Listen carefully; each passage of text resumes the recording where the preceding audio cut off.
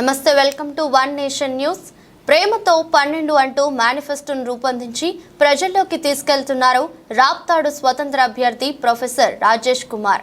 ఇంటింటికి ప్రచారం ఏ నాయకుడు ఈ స్థాయిలో చేయడం లేదని, రాప్తాడులో బీసీ ఎమ్మెల్యేని చూడాలని ఎన్నో ఏళ్లుగా ఇక్కడి ప్రజలు ఎదురు చూస్తున్నారని రాప్తాడు స్వతంత్ర అభ్యర్థి ప్రొఫెసర్ రాజేష్ తెలిపారు.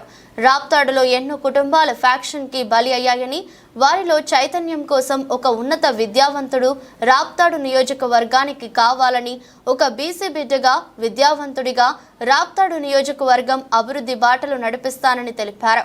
ఇంటింటికి ప్రచారానికి వెళ్తుంటే ప్రజల్లో అనూహ్య స్పందన వస్తుందని, ప్రజలు తనకు ఓటు వేసి అత్యధిక మెజారిటీతో గెలిపిస్తారని ఆశిస్తున్నానని తెలిపారు. కనగానపల్లి మరియు కోనాపురం గ్రామాల్లో ఎన్నికల ప్రచారం నిర్వహించామని అన్నారు.